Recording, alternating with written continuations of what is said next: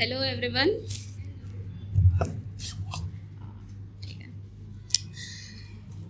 सबसे पहले तो मैं पहचान स्टूडियो को थैंक्स बोलना चाहूँगी, क्योंकि अगर मैंने इनका इंस्टाग्राम पे वो एडवर्टीजमेंट वाला पोस्ट नहीं देखा होता तो शायद अपनी पहली स्टोरी अब नहीं लिखी होती। लिखती तो ज़रूर मैं हाँ, तो और क्या पता ये कहानी में लिखती भी या नहीं, क्योंकि मुझे ऐसा लगता है कभी कभी वक्त बीत जाने के बाद हम एहसासों को भी भूल जाते हैं।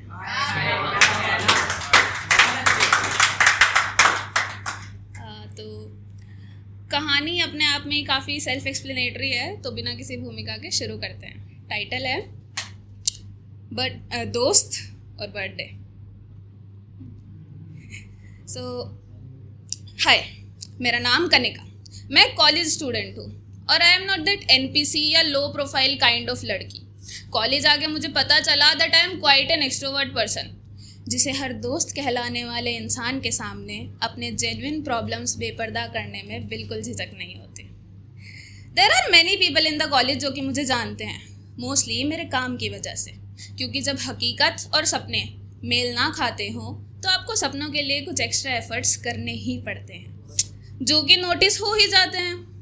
और ऐसे भी बहुत लोग हैं जिन्हें मैं जानती हूँ और दोस्त भी मानती थी, और सोचती भी यही थी कि वो भी मुझे दोस्त मानते होंगे, सिर्फ बोलते नहीं होंगे।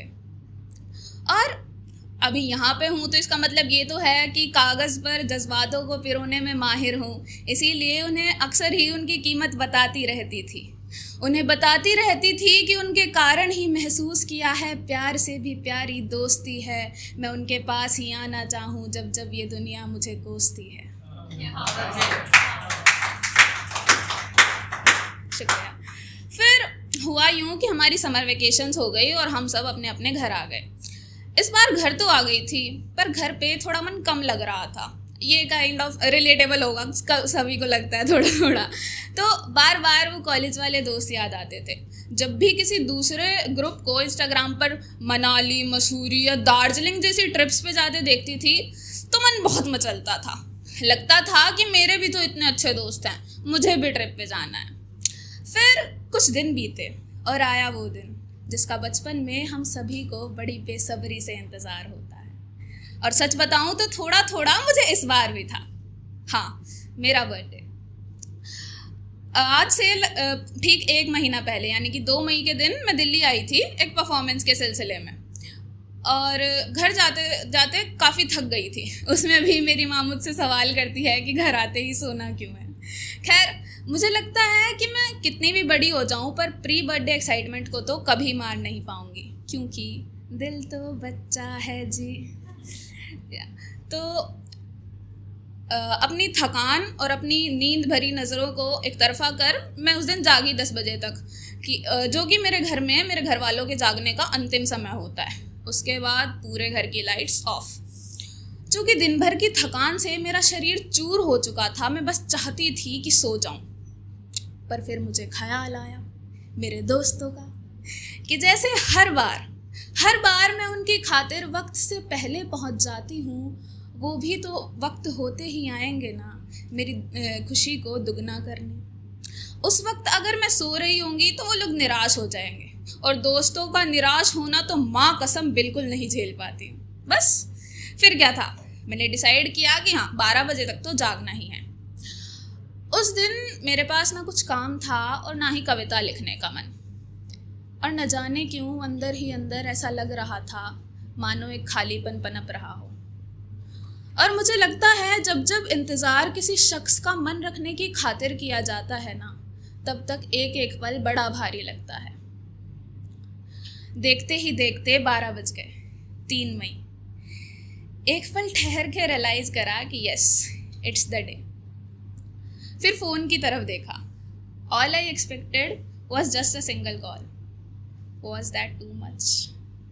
12:01 नो कॉल्स, 12:02 नो मैसेजेस, 12:03 4 5 हर बढ़ते मिनट के साथ लग रहा था मानो दिल का एक कोना किसी फूल की तरह मुरझाता जा रहा हो। हर बढ़ते पल के साथ लग रहा था मानो अकेलापन गला घोटने को आ रहा हो।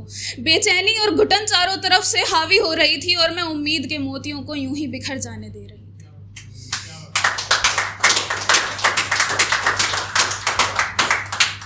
मुझे ना मेरा जन्मदिन इसी वजह से पसंद नहीं। हर साल कुछ ना कुछ ऐसा हो ही जाता है जिसके कारण मुझे रोना पड़े। इतना अकेला मैंने कभी महसूस नहीं किया था। मुझे लग रहा था जिन लोगों को मैं दोस्त मानती थी वो सिर्फ मुझे दोस्त बोलते थे। ऐसा कोई कैसे कर सकता है? साथ में हंसना, वो साथ में रोना, सब दिखावा था। मैंने तो सबका साथ निभाया था ना, फिर हर कोई मुझे अकेला कैसे कर सकता है? इन्हीं सवालों के बीच गुम होकर मैं उस रात सो गई। सुबह उठते ही देखा तब भी no missed calls, no messages. एक रोज़मर्रा के दिन आम दिन की तरह अपने काम करने लगी। फिर आता है मुझे शशांक का मैसेज। कोई तो चर्चा छूटी थी हमारी जिसे पूरी करने के लिए उसने जवाब दिया था। तो जैसा कि मैंने शुरू में बताया था कि मैं हर दोस्त कहलाने वाले इंसान के सामने अपने जेन्युइन प्रॉब्लम्स बेपर्दा करने में बिल्कुल नहीं झिझकती, मैंने शशांक, जिसका कि निकनेम मैंने मामा रखा हुआ था, उसे सब बता दिया कि कैसे मुझे अकेलापन खाए जा रहा है। And he said with a virtual hug emoji which is so mandatory for me, उसने बोला, कनिका तू ऐसा मत सोच। हमें लगता है कभी कभी कि हमारे पास कोई नहीं है और हम बिल्कुल अकेले हैं, पर तू ये भी जानती है कि तूने कुछ बहुत खास लोग कमाए हैं जिन्हें तू जब आवाज़ देगी वो तेरे साथ, तेरे लिए खड़े रहेंगे। हाँ, माना कि कभी कभी हम उस आवाज़ लगाने के मूड में नहीं होते, but it's okay. It's okay to reach out. It's okay to reach out by yourself, and sometimes it's also okay to reach out to yourself. You know, bad times do come, but don't lose trust in your friends. और अकेला तो तू मत ही feel कर। मैं एक story लगाऊंगा तेरा DM विशेष से भर जाएगा। He said, तुझे पता है, I genuinely feel blessed to have a friend like you. You are so pure hearted. और एकदम हाई विल वाली बंदी है रे तू, काय को इतना टेंशन लेती है? You know, मैं तेरे कोर ग्रुप का कभी भी पार्ट नहीं रहा, but you never made me feel unimportant, and so for you, you are important. कभी भी कोई प्रॉब्लम हो बेझिझक कॉल योर मामा, और हम जिंदगी भर दोस्त रहेंगे। जैसे ही मैंने उसका मैसेज पूरा पढ़ा, टुकड़े टुकड़े करके ही सही, मुझे ऐसा लग रहा था किसी ने मुझे जोड़ दिया, और वो उम्मीद के मोती वापस किसी ने पिरो दिए, और फिर मेरा फ़ोन बचा। Thank you.